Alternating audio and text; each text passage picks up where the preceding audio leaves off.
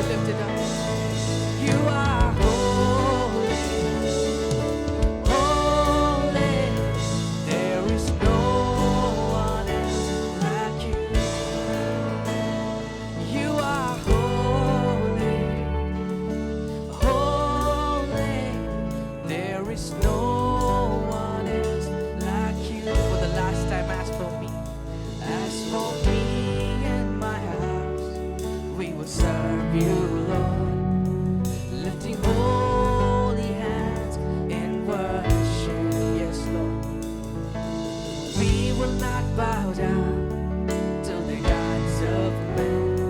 We will worship the God of Israel. Oh, come on, put your hands together, church. Oh, we worship you, Jesus. Come on, keep clapping from wherever you are. He is a holy God. All glory belongs to you, Jesus. We glorify you, God. We magnify you. Lord, we acknowledge your presence right now.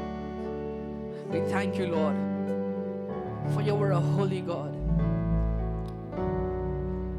And we look to you, Jesus, for you are good. You are holy. You deserve all our praise and worship. We give everything that we are today, God, because you deserve everything. You are our King. Help us to see you more, even as we worship, Lord. Take control. We give everything into your hands, God. In Jesus' name we pray. Amen. Come on, church, put your hands together. He's a holy God. Can we sing that one more time?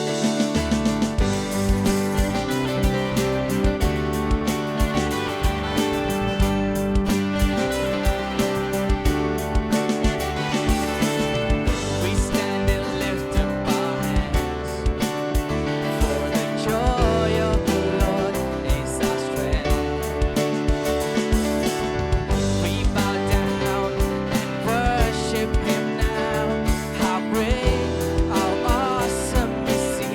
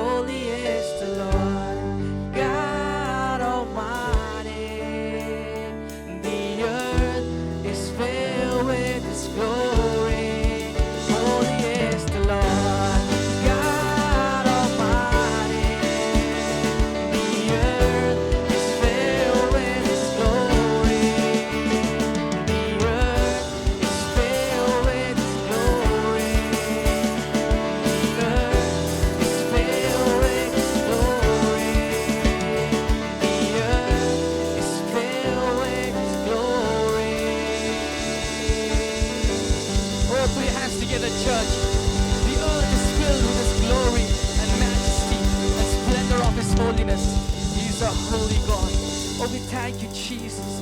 We thank you, Jesus. We love your name. We love your name. We love your name, God. Oh, hallelujah. Oh, thank you, Lord. Hallelujah. For your name is holy. And that is why, Lord, we worship you. Because you are a holy God. None can compare to your holiness. Oh, we love you, God. Thank you, Jesus. Come on, church. Lift up your hands from wherever you are and open up your mouth and say, Lord, thank you. You are holy and I worship you, God. Oh, I worship you, Jesus. Lord, I worship you. Hallelujah. Hallelujah. Jesus, Jesus. Lord, I worship you. I worship you. Lord, I worship you. I worship you. For your name is holy. Come on, church.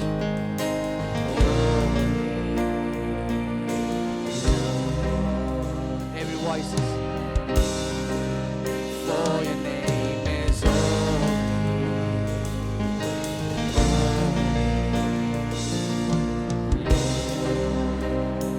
Lord, I worship you. Lord, I worship you. I worship you. Lord, I worship you. I worship you. For your name is holy.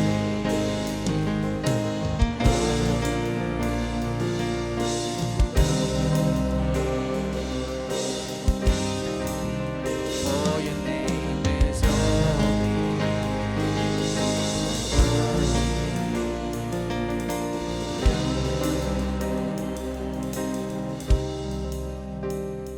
Let the weight of your glory cover. Let the life of your river flow. Let the truth of your kingdom reign in us. Let the weight of your glory. Let the weight of your glory fall.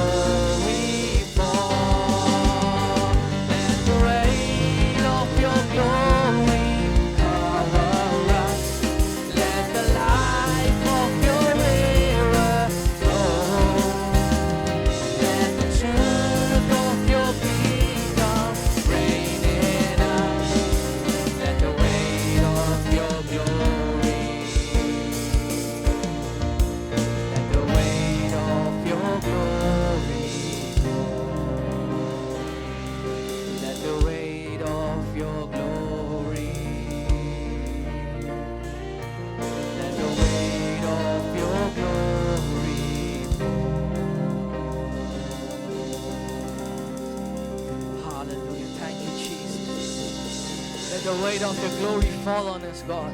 We receive it. We receive the weight of your glory, God. Fall on us. Fall fresh on us. Holy Spirit, we acknowledge you, God, that you are here with us. Thank you, Lord. Though we are far from space and time, Lord, we are held together in Christ Jesus.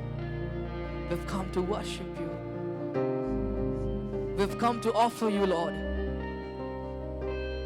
an offer of praise, an offer of worship. Receive it in all. Thank you, Jesus. Thank you, Lord. Speak to us. Speak to our hearts. As you are our King, reign in us, God. Even as we wait for your word, speak to us in a way that we would embrace every step, Lord. Every walk in our lives may be glorifying to you. Thank you, Jesus. We give everything into your hands. Take control. To you belong the glory and the honor and the praise.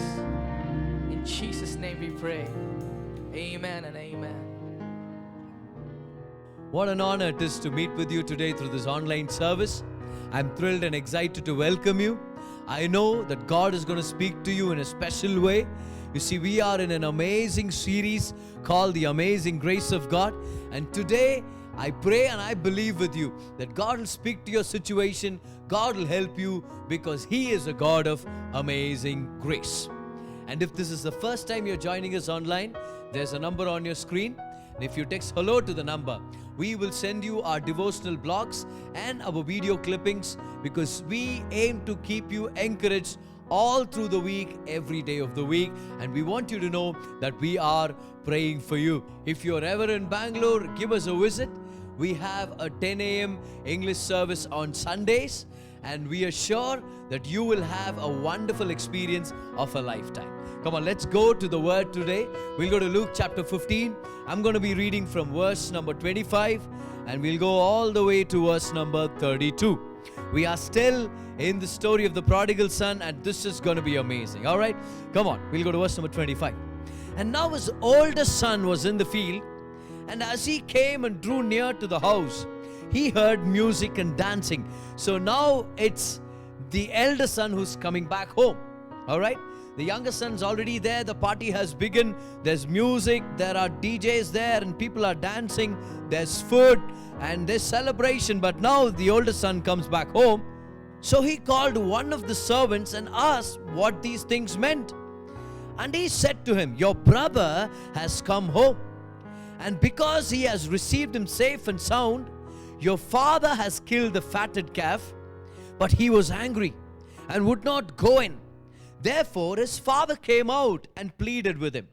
Grace comes to both the younger and the older son. Grace comes in the person of their father. Now the question is, will they embrace the grace of God, or will they obstruct the grace of God?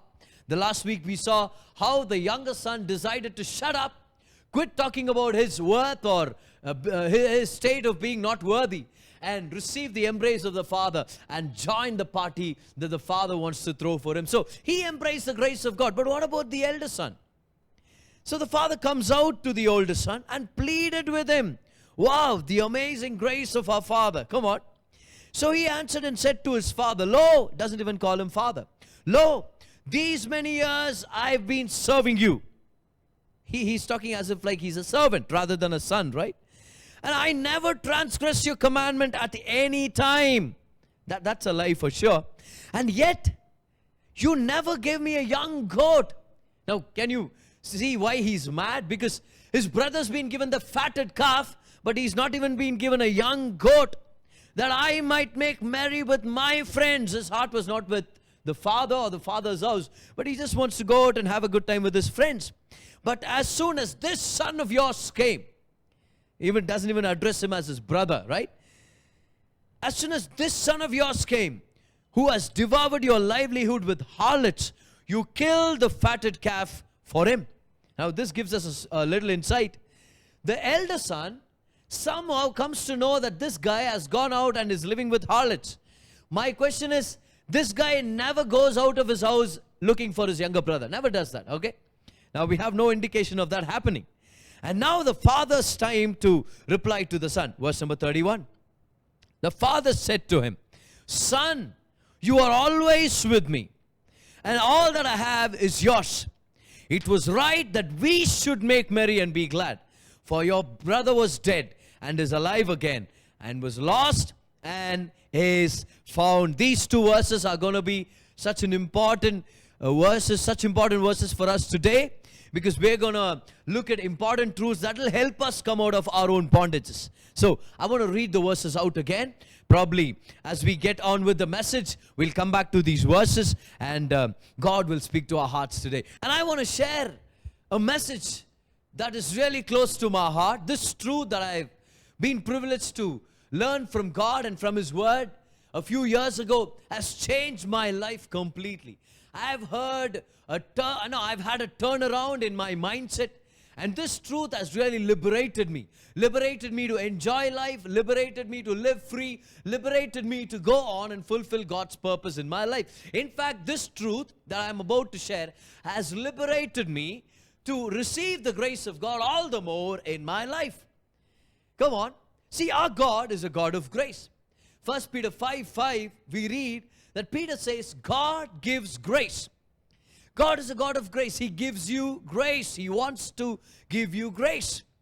And the Apostle Peter says later in his epistle, in the 1 Peter chapter 5 and verse number 10, he says, God is the God of all grace. Whatever type of grace you're looking for, grace for your finances, grace for your marriage, grace to raise children, grace to build a company, grace to build a church, grace to build a career, whatever it is that you're looking for, God is a God of all grace.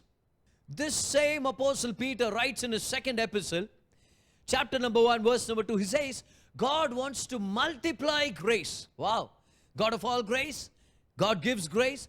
God wants to multiply His unmerited favors in our life. The last 1 week I've been, praying from this verse in James chapter 4. It's verse number 6.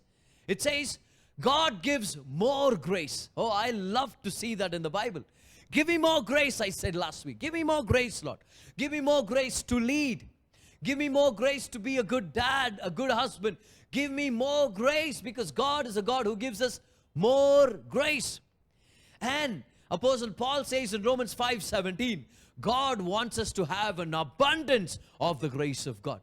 What are we talking about? We're talking about how God, who is a God of grace, will give us more grace, will multiply grace, and wants us to have an abundance of grace. This God is coming to us with loads of unmerited favor.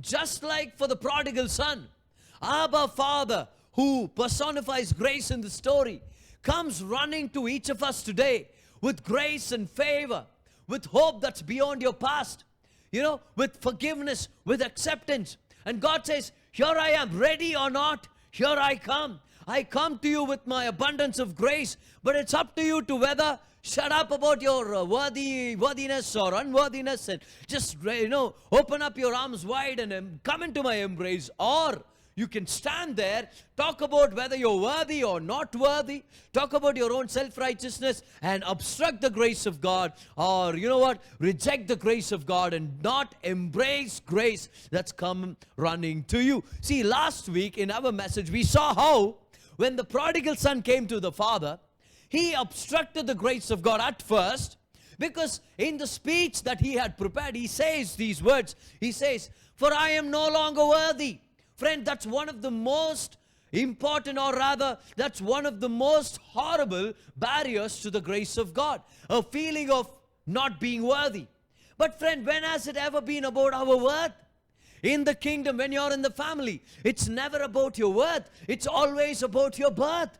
So the question is not if you've done enough to be worthy, or if you've done something that makes you unworthy. The only question is this: are you born again? When you're a child of God, the question is not about worth or being unworthy. It's all about birth. Come on, somebody. So that was the barrier, and I believe that God helped many of us from our message last week to come out of that barrier, that bondage where we are looking at our own worth and our own performance, saying, I'm not worthy of the grace of God. You don't have to be worthy. You only have to be born in the family. Right? But today's passage, we look at how the elder son is now putting up a barrier. And this, I believe, is one of the greatest, if not the greatest, is one of the greatest barriers to receiving the grace of God. Now, firstly, let me just make sure I'm talking to the right audience here today. Do you want to experience more of the grace of God here today? Come on. If you do, put that in the live chat. Say, I want to experience the amazing grace of God. I want to experience the amazing grace of God. You see, if you want to experience the amazing grace of God, you've got to be careful and learn from the story of the elder son in the story to not put up an obstruction, to not put up a barrier for the grace of God. See, to the younger son, it was about, I am not worthy. But to the elder son, the problem is so different. He said, didn't I serve you all these years? The elder son was saying that he deserved it. His problem was entitlement. The younger son's problem was, I'm no longer worthy. But the elder son's problem, the obstruction that he put up against the grace of God, was that he felt worthy. He felt that he deserved the party. He was like, oh, you don't even give me a young goat after I've worked all these years in your field, huh? Dad, doesn't even call him dad, But then he says, but this guy comes after spending all this money with harlots and you give him a party, you sacrifice the fatted calf. What do you think? What were you thinking, Dad? I deserved it. Entitlement. Oh, it must have happened to me. I am the one who's supposed to be celebrated here. Oh, I deserve it. His problem was this. I deserve it. Oh, I stand for fairness. I stand for justice. See, we're all funny creatures, We want justice when it serves us. And we want mercy when it doesn't serve us. See, everywhere, everything in this world goes on about fairness, justice. Oh, it belongs to me. I think this is what is mine. But you know what, my friend? That is not how the kingdom of God works. But everywhere you go, we expect to receive what we deserve. Entitlement is a popular thing. We are there for fairness. Give me what's right. I deserve it. This is what I think belongs to me. This is what I'm going to take because I believe it belongs to me. Entitlement. I am entitled to this. And that's a great barrier to the grace of God. Yes, my friend, entitlement. Everybody has a sense of entitlement, Let's say you're standing in a queue and you've been standing there for 20, 25 minutes now. And somebody, 10 people behind you, gets promoted when the counter gets open. And then they call that guy out and give him the first ticket or, something that you're about to purchase. All of a sudden, the thing that really requires fairness and justice and entitlement comes out and like, how can you do that, sir? We've been waiting for 25 minutes. And you say, that is injustice. That is injustice. Well, what if the guy calls you? You've been standing behind 20 people. And then they call you and say, sir, we will treat you first. You are our preferential customer. And all of a sudden, you will not say, that is injustice. Let me stand here. You will say, that's favor. We want justice when we are right. But we want mercy when justice doesn't serve us. Let's say somebody owes you money and then they're not paying it back. You say, that is injustice. That is so cruel, Pay me back my money. But let's say you owe somebody money and they give you a call and they say, because you're not able to pay, we will cancel your debt. You say, oh, that's the favor of God. We are switching between justice and favor. But deep down, we want fairness. I have worked hard for this. I have paid for this. I waited for this for so long. And now I don't want this to get slipped out of my hands. See, the elder son comes home that day and he finds that there's a party happening. And the younger son is the chief guest of honor. And people are celebrating. What is the first thing that came to his mind? He says, you see, I've been working in the fields for so long. In other words, he's saying, I worked hard. I deserve it more than him. But you never gave me a young goat. But you have sacrificed the fatted calf for him. But I've performed. I have worked. I have served. And sometimes we look at this guy and we say, oh, what a proud guy, what a prideful guy, what a self-centered, egocentric person. But friend, many of us are that elder brother today. Because we look to God and say, now that I've fasted and prayed, shouldn't I have a job now? Now that I've been tithing regularly, shouldn't I have that promotion? Now that I've worked hard for so long, shouldn't I have that position? God, didn't I pray enough? Didn't I read the Bible enough? Didn't I fast enough? Then why am I not still blessed? Why am I not still prosperous? What happened to this miracle that I'm believing God for? Friend, Romans 11:6 must come to our mind today. It says, if it is by grace, it is no more by works. And if it is by works, it is no more by grace. In other words, works and grace don't mix together. You cannot work for the grace of God. This was wrong on all different levels. The son comes to his father and says, didn't I work for you? See, if you're the son, you didn't have to work for anything. You're the son. And by the very fact that you are a son, you are a heir to everything that the father has. Secondly, the son was mad that he was not given a young goat, but the younger son has been given a party by the slaughter, with the slaughter of this fatted calf. So he was like, Dad, what are you doing? You didn't give me a young goat, but now you killed the fatted calf for this guy? Come on, Dad. That is not right. I believe, there wouldn't have been any problem if the father, would have given the elder son a party first, and then after he leaves for the field, call everybody, okay, now we can have a party for the younger son. No problem, okay, if that would have happened. But I believe God will bless other people in front of you on purpose. God will bless other people in front of you on purpose. Why? Because God is a God of grace, and sometimes God wants us to get on into the party where somebody else is celebrating the grace of God, so that we realize we keep our hearts open to receive grace for our own selves. But this is for sure, my friend.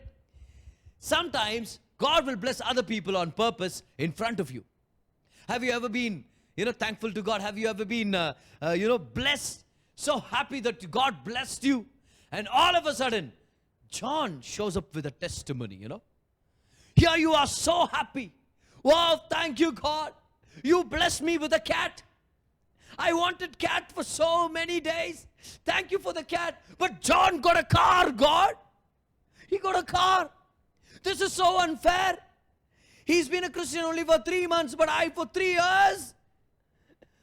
God, you could have given me a car first and then given him a cycle, then a bike, and then a car. It wouldn't make me angry. But friend, God will bless other people in your presence on purpose, because he wants us to understand the kingdom culture. See, in this world, we go by what we deserve. We go by what we worked for. We go by deservedness. We say, this is what I worked for, this is what I merit, and this is what I expect. But in the kingdom of God, it's all different. And Jesus demonstrated it to us with his own life. See, when he was on this earth, he hung around with sinners, with bad people, with tax collectors, with prostitutes who sought him to, for their forgiveness of the sins. And they really sought him as a savior, And these Pharisees, the Sadducees, and these religious people, they came against Jesus and they said, why does your teacher eat with sinners? So Jesus tells them, okay, your culture, you go by what you deserve. So you say, they don't deserve my company, right? Isn't that what your complaint is? Let me show you how my kingdom works. So Jesus says, how do I tell this to you guys? Let me tell you a bunch of stories. 3 stories to be precise. Story number 1. There's a shepherd with 100 sheep. And 1 sheep gets lost.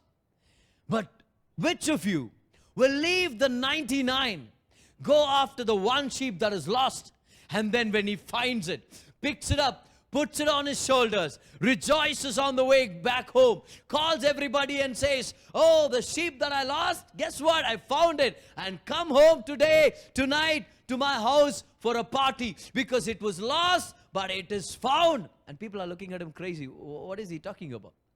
And then you realize, these three stories are so different, The second story goes this way, A woman has 10 coins. She has a coin collection. One of those coins gets lost. But then the language of the scripture says, she throws up the sofas and the curtains and the cots in her house, puts them up in a mess to find that one coin. And then when she gets that one coin, she calls a neighbor and says, you know what, Susie, found that one coin. And guess what? Come to my home tonight for a party. And the girl is like, whoa, party for what? Because that coin was lost. And I have not found the coin. Okay. And then for the grand finale, you have two sons. One of them on purpose, intentionally, comes, insults his dad, takes the part of his possession, his inheritance, goes off to a far country, lives with swine, and you know what, doesn't get even the food that's given to the pot, but then comes back home. And then the dad runs to him, hugs him, kisses him, throws him a party. And all the people who are listening to these stories, they are not like us, because we look at these stories and we say, beautiful stories. And I'm like, beautiful, yeah, but ridiculous in a way. You don't do that, my friend. The 100 sheep, one gets lost, right? And my question to the shepherd is this, sir, one is just one, but you have 99. Thank God for the 99. Stay in the wilderness. Let that sheep die because it deserves to die. And by the way, sheep are dumb, And God likens us to sheep. That's another thing on the sidelines. But why do you do that? And then the shepherd goes and carries it on his shoulders. No, sir. If you want to carry any sheep, you go to the 99, pick one of the 99 because they are the faithful sheep. You carry one of those on your shoulders, celebrate one of those sheep. But then the shepherd takes it back home and celebrates. I would say, yeah, go back home. Sacrifice that sheep that went astray and then give mutton fry and mutton chops to everyone. That's a wonderful party. Beautiful story, but ridiculous. And then the coin collection. Yeah, yes, sister, one coin. Okay, auntie, one coin. For one coin, don't throw the house upside down. But then she gets a coin. Okay, got the coin? Okay, auntie, please sit down. But all of a sudden, the auntie starts preparing for a party that costs more than the coin. What is it? God, what are you even doing? What do these stories say? And then finally you come to the thrust of the story where the one son who is intentionally bent on insulting his dad comes back home, and instead of the father, letting the son wait on the outside and say, you know what? You forgot how good a dad I am. I want you to wait so that when I celebrate my eldest son and his faithfulness, you will get the remaining pieces of bones that I throw out of the party. You can feast on them. The dad should have done that. But what was God saying? God was saying, I will go after the lost, the last, and the least. But sir, they don't deserve it. Jesus is like, you got the point. I am a God who gives people even though they are undeserving, who blesses people even though they are undeserving. And we say, God, that is not how we go about in this world. God is like, that is how we go about in my kingdom. My kingdom has a culture of grace. Or on second thought, my kingdom is a kingdom of amazing grace. Amazing grace. Friend, God is a God of grace. When you talk about, didn't I pray enough? Am I not a believer for 10 years? Why didn't this happen? Friend, that's why many believers don't get the healing that they need. But then some newcomers, they receive the healing right on the first Sunday. Have you witnessed any such incidents lately? You can try to remember. See, people who are just first few Sundays, they get healed. But there have been people for 5 years, 6 years, 7 years, they don't get healed. The point is this. They have a sense of entitlement. I've been coming to church for 7 years, so God better bless me now. God better bless me now because I'm entitled. I fasted, I prayed. That's the greatest barrier to the grace of God. So here comes the elder son. He comes to his house Right at the time he wants to enter in, he hears music, he hears there's a party, people are celebrating, and he wants to cut the music off. And I promise you, my friend, in life, you are going to run into people who are dancing, who you think shouldn't be dancing, and you will want to turn the music off. And let me suggest to you, join in. Join in. But sir, I don't know why they're dancing. Just join in. Enjoy the grace of the Father. But I don't like him. Doesn't matter. The Father blesses him. The Father will bless you. Just join in. But what he's done is too much. Doesn't matter. Join in. That's the party of the Father. Your Father in heaven throws a party. Get into the dance floor. Start jumping. Start dancing. Go get all the food that you need. Start celebrating. Why? Because it's your party. But see, I'm convinced that sometimes God will have you here like the younger son. You know, like the younger son. Abba, Father, thank you. Thank you for your grace. Wow, this is the gospel. I love the gospel. But some of the times God will have you here, you know, where you look at God and say, I thought I deserve it, God. I don't know, but that guy is dancing. He shouldn't be dancing. He doesn't deserve it. And I deserve it. And God, you know, I don't want to say anything. I don't want to gossip and all, but then somebody must pray for that guy, you know, because he's got issues. But I deserve it. See, sometimes God will have you on one end where you say, thank God for His grace. On the other end, you will have God expecting you to jump in to His party and rejoice regardless of what is there or what is not. Jump in and celebrate the goodness of God, even though you feel like there's been injustice. My friend, this is the point, my friend. You've got to come to a place where you celebrate the grace of God. I want you to take this statement in your notes today. Life with Jesus is better when you forget what you think you deserve. Let me say that again. Life with Jesus is better when you forget what you think you deserve. When you come to a place where you say, doesn't matter what I deserve, what I don't, the point is, He's my Father. And I am His son. And I want to celebrate with every child of God who has a wonderful testimony. I will join in the party. I will celebrate the goodness of the Father, because it's not about entitlement. It's about my Father. I am His child. And the ones that are celebrating are His children as well. The greatest barrier to the grace of God is entitlement. Where you feel like you deserve the grace of God, that's the greatest barrier to experiencing the grace of God. So how do we come out of this? How do you come out of this? This sense of entitlement, you know. This sense of I deserve it. This sense of I deserve it more than them, you know. How do you get out of this spiritual kind of jealousy? How do we really do that? How do you do that? The Father helps us come out of that kind of self-righteousness. So we'll go back to those two verses, verses 31 and 32. And He said to him, Son, you are always with me. All that I have is yours. It was right that we should make merry. 3 statements, 3 truths that will change our lives. Son, you are always with me. All that I have is yours. It is right that we must celebrate. Number 1, what do you do when you feel a sense of entitlement, when you feel like you deserve it? Or when you see somebody else rejoicing, celebrating the goodness of God, and you look at them and say, but I've been a believer way longer than they have been a believer. I've been, you know, way more holier, like maybe that sense of being better than somebody else. You know, how you deal with that? Number 1, point number 1, truth number 1 is this.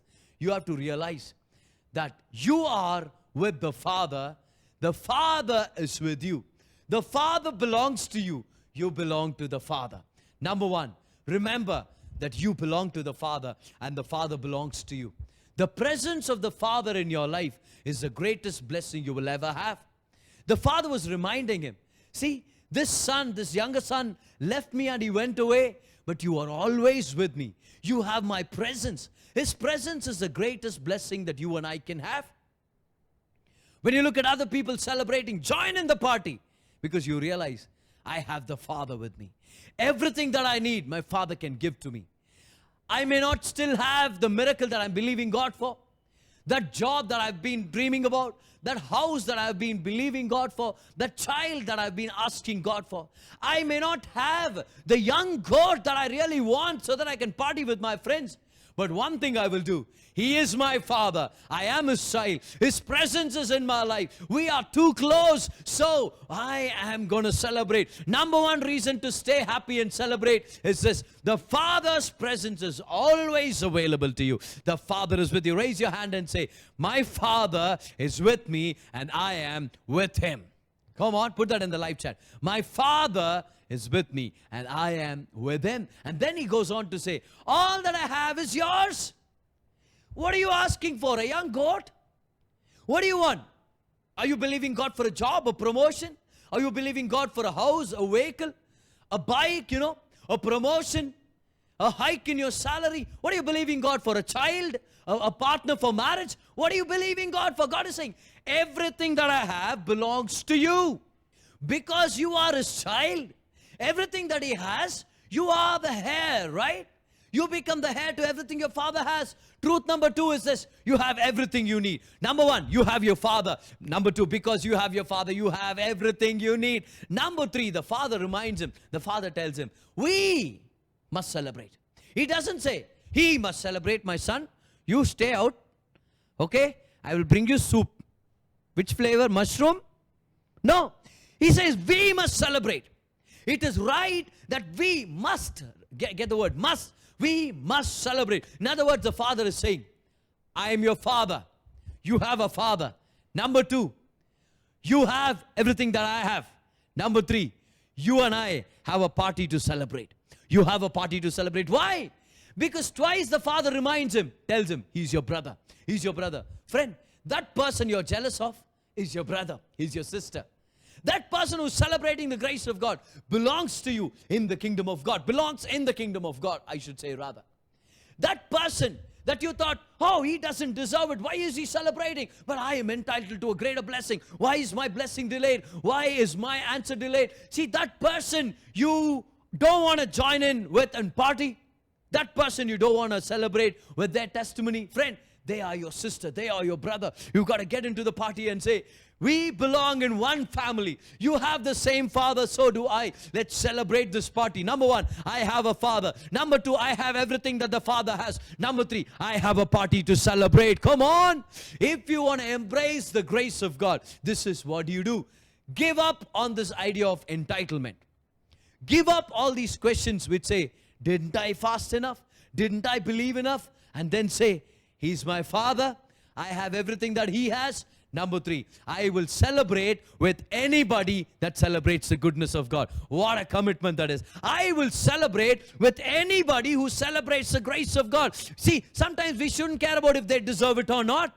Or sometimes it's not really about who they are. But the point is this, they are in the church. They are celebrating the goodness of God. Let's celebrate it together with them. Come on. When you do that, you know what? You are opening up your eyes to see greater realms of grace. What is the Father telling him? The Father is inviting him to embrace grace. Embrace grace. Give up on your idea of entitlement. Get done with about this religious mindset where it says you deserve it because you've done enough, because you've performed well. And then say, I embrace the grace of God. Grace is not about how much you've done or how much you've failed. Grace is all about what God can do for us. All through His own ability, out of His own heart of generosity. Grace is all about Him. And when you embrace grace, you will see new opportunities to receive grace. You see, if this son would have embraced what the Father said, if this son would have said, yes, Dad, I'm so sorry. I realize I am always with you. You are always with me. Your presence is the greatest gift. Number two, see, he was looking for a presence with his friends. He was saying, let me make merry with my friends. But the Father is like, hey, I have you, you have me. We make the greatest partnership, right? Come on. My presence is the greatest celebration, the joy. The Father was reminding him that his presence was greater than the presence of friends out in the world. If the Son received the words that the Father spoke, the Son would have seen a greater opening for a grace of God. Friend, if I were there, and if I would embrace the grace of God, then I would look at my Father and he says, and I would say, because my Father is always with me, and because I am always with my Father, wow, and because Just now my father said, everything that my father has belongs to me. Guess what I'm going to do? I'm going to enjoy this party. Hey, brother, how are you doing? How are you doing? Wonderful to see you, man. I missed you so much. Hey, but this is Alpha. I want to get on the party floor, dance floor, and start celebrating the goodness of the Father. And after the party is over, I'll go to my father and say, Dad, I was thinking about a party with my friends, So next month, I want to have a party just like this. And the father would say, son, you are with me. I am with you. All that I have is yours. We have a party to celebrate. He would have had a party of his own. In fact, he would have had 2 parties to celebrate if only he would embrace the grace of God. Wow. Open your eyes to the magnificent grace of God, my friend. The Apostle Peter says the manifold grace of God. Grace with multiple colors. Come on. If you will embrace the grace of God, you will open up to brand new doors of the grace of God. And today, let's do away with entitlement. Let's do away with this idea that we are worthy, but somehow, because we've attended church for 10 years, 12 years, that we are somehow better than the others, somehow more deserving, more worthy than the other people who are celebrating the goodness of God. Let's do away with that. And let's say, because my father loves me, I'm going to ask him for a party as well. In other words, the father was saying, what do you want? This party? Celebrate it. Get done with it. Tomorrow, you want another party? I'll do it for you as well. What's hindering you from entering this party? I'm your father. All that I have is with you. And all I want you to do is this. This is also your party. That's what the father was telling him. The father was saying, we must celebrate. He doesn't say, I will celebrate, you sit down and watch. He was inviting the son to enter into the party. And the father was saying, just celebrate, just enjoy my goodness. Enjoy my goodness. And the next month, you want to have a party with your friends? That's all right. Let's have another party. Come on. See, it's not about what we deserve. Not about what we've given up, what we've renounced, what we've sacrificed. It's about His love for us. There was this time where I was doing a stint as an external teacher. I would teach science and maths in a school. And it was just a small compensation that I received, but it was so vital, And it was during the summer, and I didn't get to go to work to the schools, but I was just this external teacher. So I didn't have that payment come to me that month, But I had bills to pay. This was years ago. And I was ministering in the slums of Koramangala, Bangalore, and there was a tin shed which was rented out to us for, I believe, 700 rupees. I was there, I was just praying. And all through the day, I was just praying, and one time I really got frustrated, And I was, God, 2,000 rupees, Please, Lord, please. Isn't the reason that I'm here is for your kingdom? And I was giving God all the right reasons for Him to give me 2,000 rupees, to pay that one bill that was pending. And I said, God, I gave up everything to serve, to be a pastor, to be a leader, to preach the gospel. And that's why I chose this job. And now all that I did is going for nothing. Don't you remember my sacrifice? And on for more than an hour, okay? And I felt good crying. See, always it feels good when you are in self-righteousness because it's all about you, right? It's like scratching a wound. I wait until the blood oozes. But that's about it, So I'm crying and crying and crying. I felt so self-satisfied. I felt so holy, after crying for hours, Wow, I'm such a holy guy. I'm just crying at the feet of God. But my prayer was on the wrong premise. I was asking God to provide for me because I was good. Because I served Him. Or because I thought I sacrificed enough. And right after I finished the prayer, almost at the very last few minutes of the prayer, I heard God talk to me in my heart. And I know that's His voice, Because it's gentle, it's from the Word, it builds your faith. And it's always a quiet, still voice on the inside. And I heard God tell me, do you want me to bless you and provide for you because you have sacrificed enough? Or because of the fact that I love you? What a moment of repentance that was. I said, God, I'm so sorry. Oh God, your love must be the sole reason for me to experience your goodness. So I said, because you love me, I want you to provide for me. So I get up, that was lunchtime. I go back home walking. I have my lunch and I come back. And when I'm back in my room, I get a call from one of these believers who I met in one of the cottage meetings. And he said, I've been thinking about you for the last 2 hours. And I want to meet you, brother. So I gave him a location. We met, on the side of a road. Gives me an envelope. And in it, there were 2,000 rupees. And he said, right from today afternoon, I wanted to sow this into your life. I couldn't get this off my mind. So I want to bless you with this. And I open up and I find out that's the exact amount that I needed. And I realized that thing happened when I repented. And I said, not because of my sacrifice, but because of your love. What do when somebody else gets blessed in front of you? Are you going to cut the music off and say, they don't deserve it? I know about that sister. I've seen her in a few places.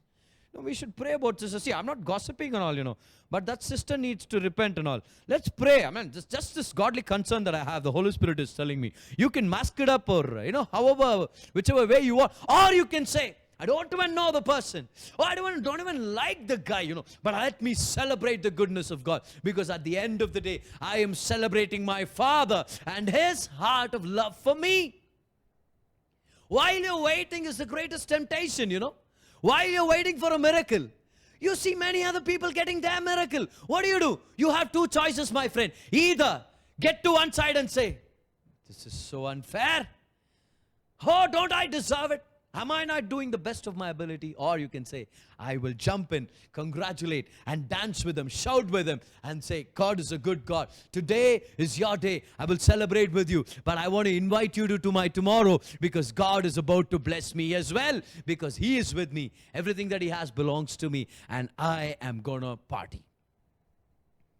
While we were believing God for a church building, I would hear wonderful news about many people moving into their own church buildings, Many pastors, and I was so happy for them. But just like the elder son, I was tempted to feel sad. I was tempted to give into self-righteous thoughts, give into this idea where I thought I was, like I was worthy and we were more deserving. Because we spent years on the streets, worshipping the sides of the streets, Many a times I would get that temptation, but thank God for the truth that He taught me many years ago. Every time I heard somebody moving into their church building, as soon as I saw it, my first response would be to give them a call and congratulate them. One pastor, he moved into a new building. I called him up and I said, so thankful to God for your place. Pastor, celebrate with you. We are praying for you. And from our church, we were able to bless them with brand new chairs. Come on. We celebrate with them.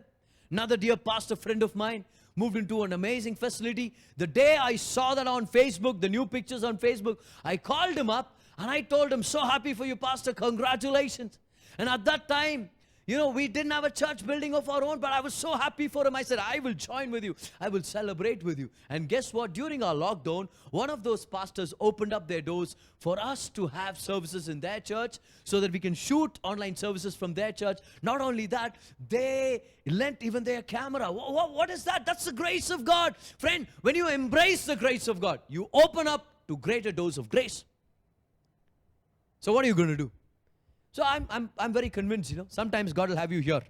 I say, God, thank you for your favor. I don't deserve it, but you're giving it to me. I am the younger son. Thank you, Father. But some other times, God will have you here. Where like, what's happening, Lord? I'm waiting. That guy doesn't even deserve it, but I'm a better believer. But the choice is with you. If you will hold on to this idea that you deserve it, then friend, your life will never be enjoyed.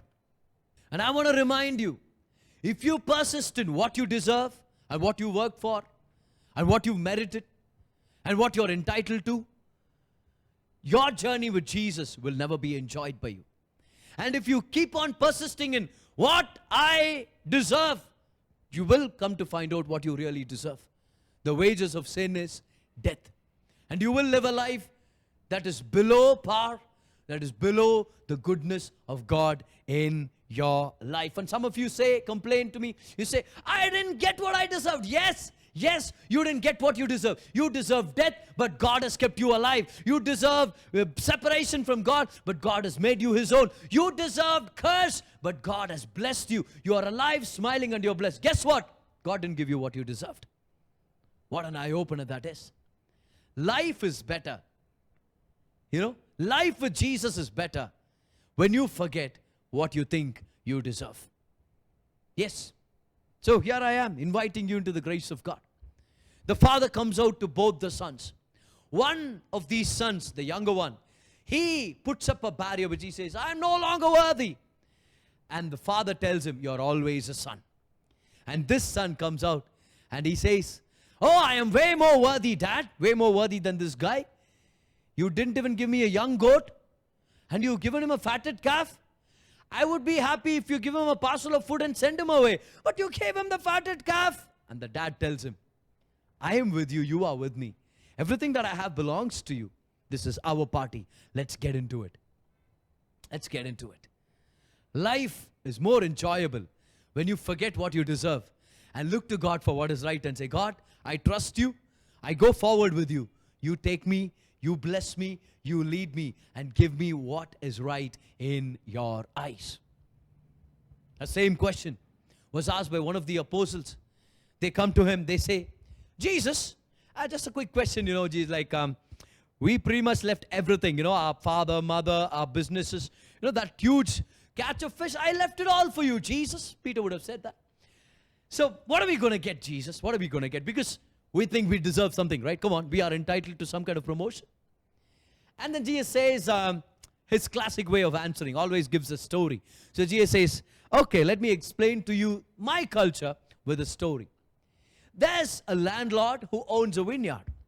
He goes out and he hires people, 5 batches. One at 6 a.m., one at 9 a.m., one at 12 p.m., one at 3 p.m., and the last one at 5 p.m. 5 batches of hired laborers. The first one has a contract where the owner says, I will pay you a day's wage, because they are supposed to work from 6 a.m. all the way to 6 p.m. Jewish clock. Okay?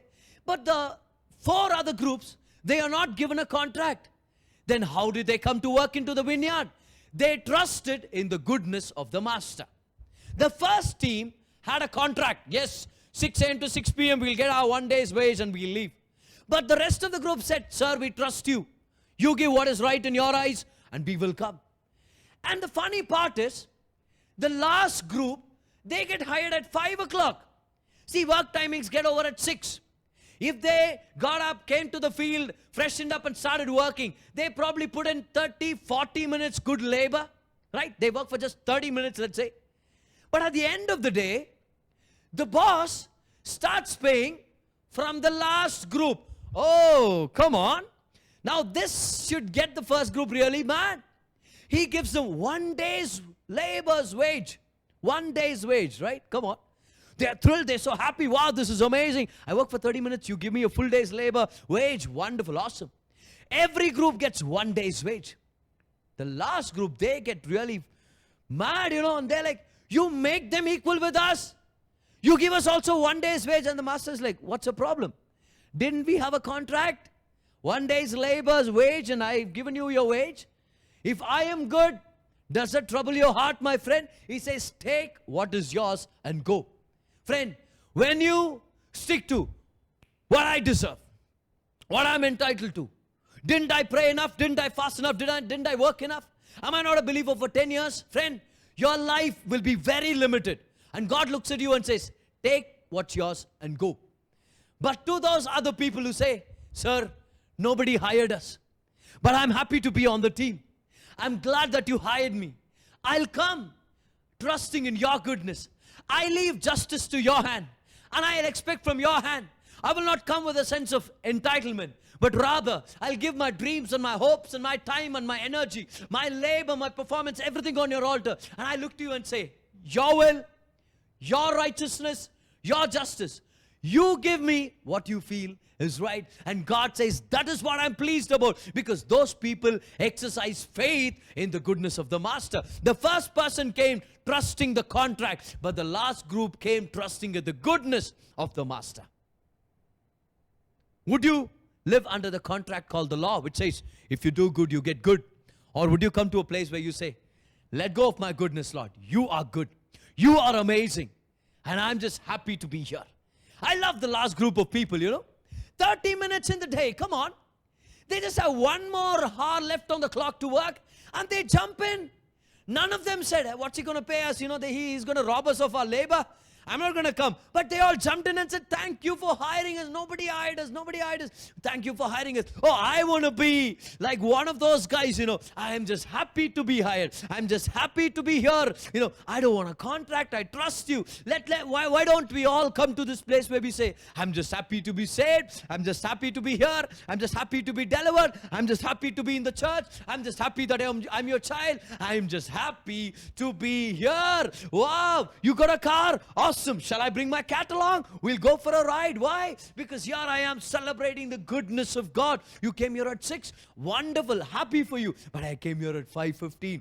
Worked for half an hour. Here I am receiving my wage. Let's celebrate because it's the goodness of God at the end of the day. And I want to say, God is inviting us today to let go of this entitlement thing. Jump into His party and celebrate anyway. Celebrate anyway. The greatest barriers to the grace of God is this sense, this idea that you think you deserve something better than the others. You deserve way more than what others deserve. That really becomes a problem, So let's become the last group in the vineyard where they say, just happy to be here. Thank you for your grace, Lord. Thank you for your goodness. The elder son should have come. Dad, just happy to be your son. Just happy that you're my dad. I'm just happy that our house is open. I'm happy that my younger brothers come home. I'm just happy to be a part of this celebration. Let me just have a quick change. Take a shower or just come in and just party with everybody that you've invited. Dad, you don't have to give me what I deserve. I leave justice to your hand. Give me what you think I deserve. Or rather, give me what you think is right in your eyes. No more entitlement. I live under grace. I embrace grace. Friend, life will always give you two choices. Either to take what you think is yours and go, or leave that in the hands of God and say, I leave justice into your hand. You bless me in the way that pleases you. Ever seen game shows where the contestant wins something and the host says, you won $20,000. You've won $10,000. Here, it's on the table.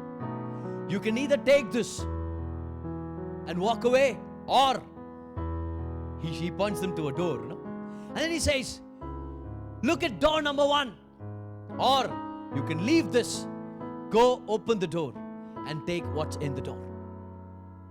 And all of a sudden the contestant goes into a consternation. Oh God, what do I do? Do I take this $20,000 or do I look behind the door? There could be $100,000 there. There could be a car for all you know. And they go crazy, and people in the audience, they start saying things like, go for the door, go for the door, go for the door. And some people say, no, you can't see what's behind the door. It's closed. Don't believe the door.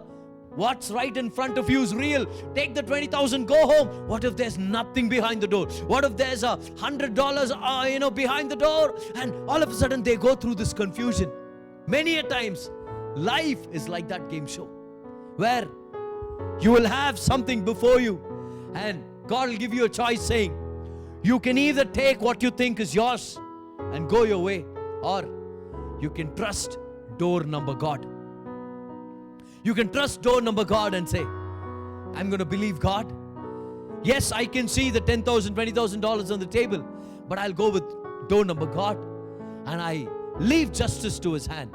And I believe God will bless me with what He feels right for my life. And I suggest to you, always go for door number God. When life gives you a choice about this is what you think you deserve and this is what God thinks He wants to give you, always go for God. See, with God, there's always an element of faith. When you believe in His goodness, it's always going to be exceedingly abundantly above all you can ask or think. Friend, I would rather live in the ambiguity of the goodness of God, rather in the sure standards of justice and fairness. Let me say that again. We would all rather live under the ambiguity of the goodness of God than the sure foundation of justice and fairness. Because life with Jesus is better when you forget what you think you deserve. His grace becomes available to you. And today, just like how the grace of God came running to the younger son, the prodigal son, grace has come to all of us. We are the elder sons and daughters today. Grace has come to us, and grace is inviting us to join into a party where God is showering blessings on His people who belong to our family. And today we have an option. We have an option to fold our hands, wait on the sidelines of life and say, no, I'm not going to come in. I'm not going to come in. All these years have I served for nothing. I am entitled to more. Or you can say, that's my father. Everything in the house belongs to me. And that's my brother. I'm going to jump in and celebrate. Guess what happens when he does that? Doors of grace are going to open to him. Doors of favor are going to open to him. And the Father who blesses everybody generously loves you. He wants to bless you. So today, let's get done with the greatest barrier to the grace of God. What is that? Entitlement. The idea that you think that you deserve it all. Let's come out of it. Let's break out of that mindset. Let's come to a place where I say, Lord, I trust in your goodness. I'm just happy to be your child, just happy to be saved, happy to be delivered, happy to be in church, happy to be hired, happy to be in the team, just happy that you bless me, just so happy that you're smiling down on me. I will just work, and I will work for you, I will serve you, not because I want to earn something from you, but because I'm just happy to be here. Hallelujah. Put your hands together, give God the glory, give Him a shout of praise, because He really deserves it all. He's a good God. He's a good God. Stand to your feet, raise your hands, start praying, start thanking Him, and tell Him, thank you, Abba Father. I'm thankful that I'm here. I'm really thankful that you called me to be your son and your daughter. You don't have to have anything more to be happy, my friend. The father comes to the elder son, tells him, I am your father. You're always with me. Everything that I have belongs to you. And we must celebrate, because this is our party. This is not their party or his party. This is our party. Friend, life is better when you forget what you deserve, because Jesus will give you what He thinks is best, and that's going to be exceedingly abundantly, way more than what you asked for. Thank you, Jesus. Thank you, Heavenly Father. Thank you, Heavenly Father. Thank you, Jesus. Oh, Ramashandere Kebrotora Bala Rabalantiro. Thank you, Heavenly Father. We love you. We praise you. We glorify you, Lord. We don't want to be like the younger son who thought he was unworthy, Lord. At the same time, we don't want to be the elder son who says, I am way more worthy. Lord, it's not about our worth. It's all about our birth. Thank you for giving birth to us as your children. Thank you, Jesus. Thank you, Heavenly Father. Take the body of the Lord and the blood of the Lord in your hand. Start praising Him. Start thanking Him, because He deserves the glory. Thank you, Jesus. Thank you, Jesus. Thank you, Father. Thank you for your goodness. Thank you for your mercy. Thank you, Lord. Hallelujah. Take the body of the Lord and the blood of the Lord in your hand. Start praising Him. Thank you, Jesus. Thank you, Jesus. Holy Spirit, we thank you, Lord. Usher us into your party right now, where we celebrate God's goodness, whether we have the miracle or waiting for the miracle. Thank you, Father. We will celebrate your goodness. Thank you, Lord. Take the body of the Lord in your hand. Declare with me. Say, Lord Jesus, for by your stripes I am healed. For by your stripes I am made whole. No more sicknesses or weaknesses. No more COVID-19 near my home, in Jesus' name. Receive the body of the Lord for you in faith.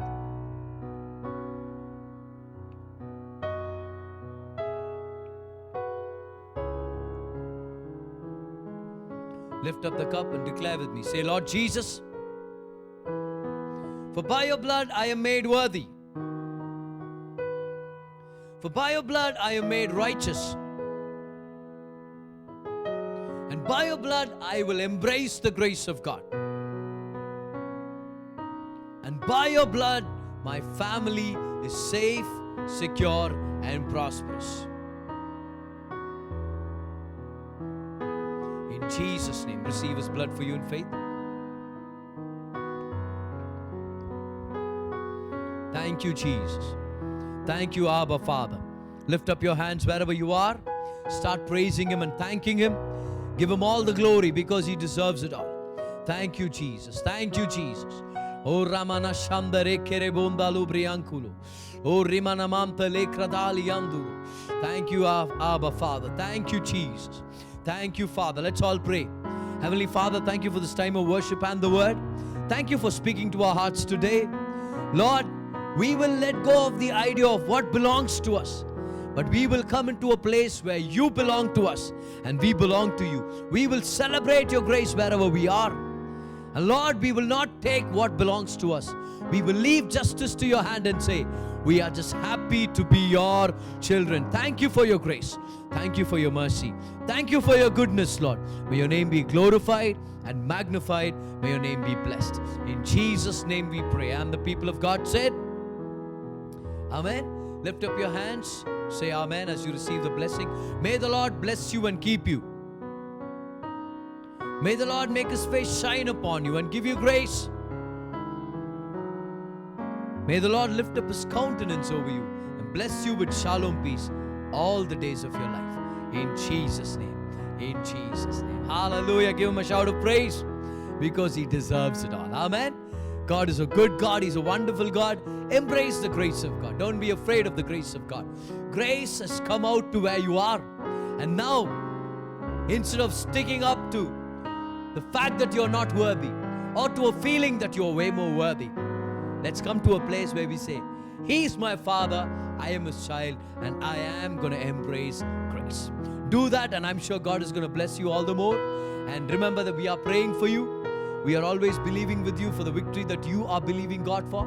Until I meet you next week with an amazing message. Remember, God is with you. God is working on your behalf. God bless you.